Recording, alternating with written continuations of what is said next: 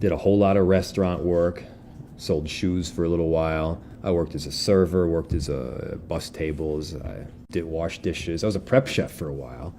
Made sausage and sliced green peppers and onions. Were you good or? No, that was horrible.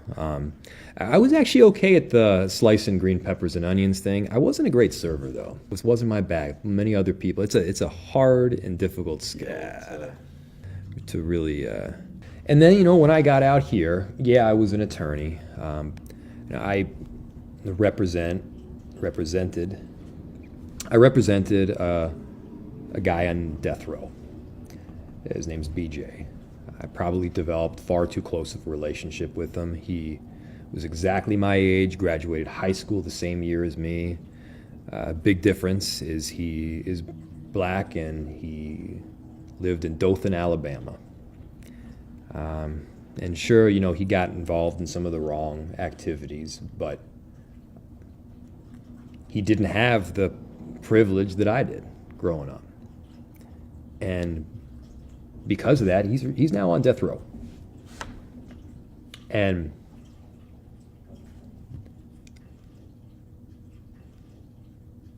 since he was 18 years old, he's been on death row.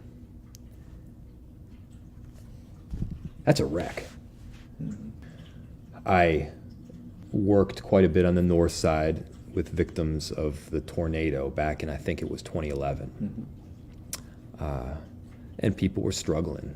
And one of the most frustrating things was that many of the reasons that they were in this situation were well beyond the tornado because of policy decisions and the way the laws and the code was formed. The tornado was the final straw. Mm-hmm. But MCTC, you're on board with investing in them, right? I am. All right. I am. I will. And here's the thing: is having these broad, overarching philosophical visions of how ultimately we can help people.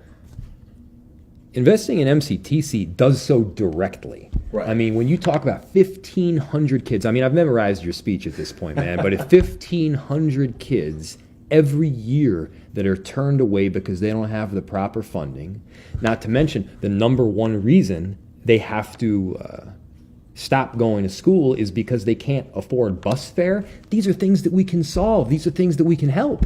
I'm going to hold you to that. I hope you know that, though. If you've got somebody that's willing to put the work in, get educated, plan ahead for the future, I want to help them. I want to do everything we can to help them. That's what a city should be doing. I'm not trying to be critical, but there are objective things that have not gone well.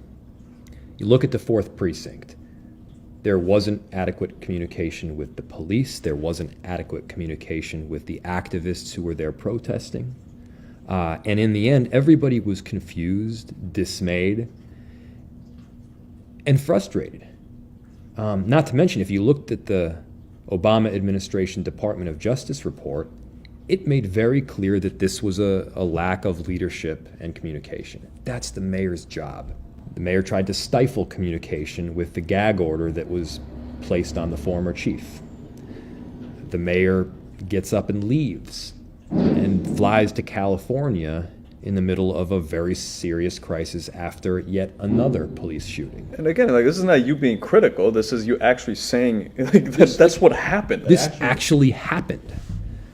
And it's shocking to say out loud, but it happened. And it continues to happen. You can either have a mayor that's clear and honest and transparent and is willing to work with others, or you have what has happened the last 4 years. I think a lot of times people get stuck in this mentality that the bubble in which they're placed is the only mentality out there, and it's not. It is not. When you're confronted with all of the bubbles converging on one another, you take the input, you start to decipher it, and then you come out with a position that you believe works best. Now, that's not to say that every single person that does the exact same strategy that I just explained would come to the same decision. They would not. But they would come to a decision. But they would come to a decision. And I'm someone that would rather follow a vision that was not my own than none at all. I'm someone that would rather make a decision, go in a direction that I believe was towards progress, than just kind of accept something less than happiness.